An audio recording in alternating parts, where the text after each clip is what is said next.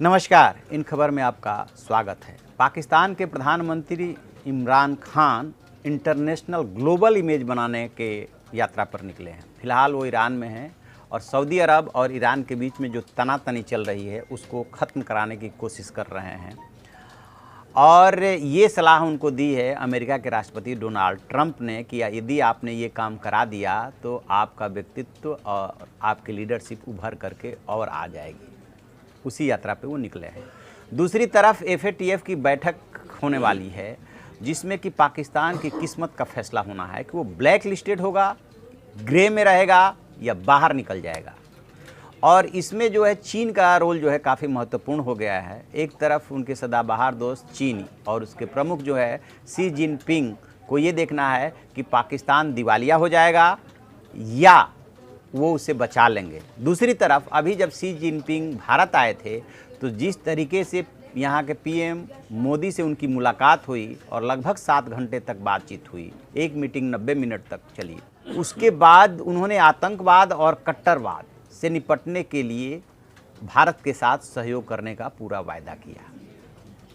तो अब ये देखना है कि वो PM मोदी से किए गए वायदे को निभाते हैं, क्योंकि यही इशू है FATF के बैठक में कि पाकिस्तान ने जो आतंकवादियों की फंडिंग होती है उस फंडिंग को रोकने के लिए क्या क्या कदम उठाए। जो 27 सूत्री उस पर एजेंडा दिया गया था उस पर उसने कितना काम किया, बताया जा रहा है कि 3-4 पॉइंट पे बस उन्होंने काम किया है।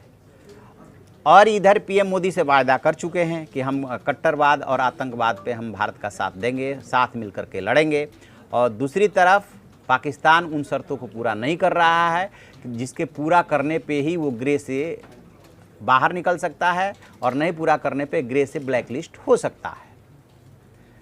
चूँकि पाकिस्तान ने ये कोशिश की थी कि शी जिनपिंग बाहर न जाएं, बताया जा रहा है कि मना भी किया था, लेकिन शी जिनपिंग की मीटिंग फिक्स हो चुकी थी, इसलिए उन्होंने कहा कि मैं तो जाऊंगा। और यहाँ आने के बाद ये माना गया कि चूंकि कश्मीर का इशू नहीं उठा इसलिए भारत ने कूटनीतिक रूप से उसको प्रभावित किया कि कश्मीर हमारा आंतरिक मामला है, इस पर कोई बात नहीं होगी, और उसको चाइना ने मान लिया।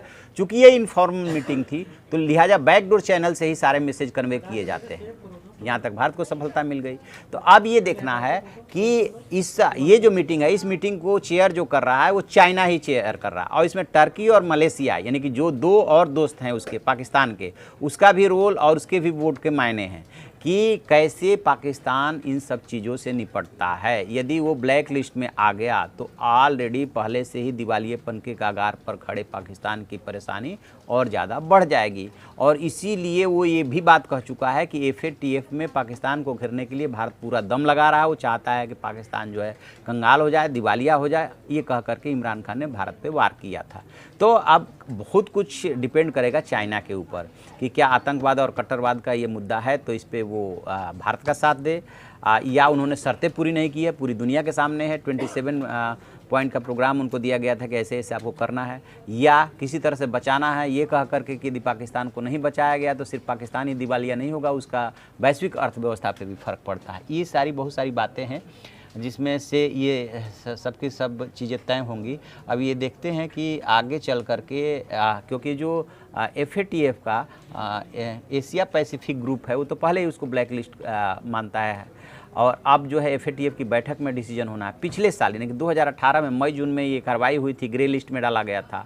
और अब ये लगभग 1.25 साल के आसपास हो रहा है। उसमें से निकलने के लिए पाकिस्तान छटपटा रहा है। कई की गिरफ्तारी, चाहे आईवासी सही आतंकवादियों की और उनके लीडर्स की गिरफ्तारी भी की, लेकिन जितनी अपेक्षा थी उतना वो वर्क नहीं कर पाया है। और इसी वजह से जो है ऐसा लग रहा है कि यदि दबाव बढ़ गया तो फिर जो है ये ब्लैक लिस्ट हो सकता है। तो अभी आज और कल में पता चल जाना है कि पाकिस्तान के खिलाफ कौन सा एक्शन हो रहा है और पाकिस्तान ने कितना काम किया और पाकिस्तान ने कितना काम नहीं किया। सब कुछ डिपेंड करेगा उसके सदाबहार दोस्त पे। तो इस खबर पे हम नज़र बनाए हुए हैं, जो भी अपडेट आएगा हम आपको बताएंगे। आप देखते रहिए हमारा डिजिटल चैनल इन खबर। इन खबर चैनल को सब्सक्राइब करें और बेल आइकन दबाना ना भूलें।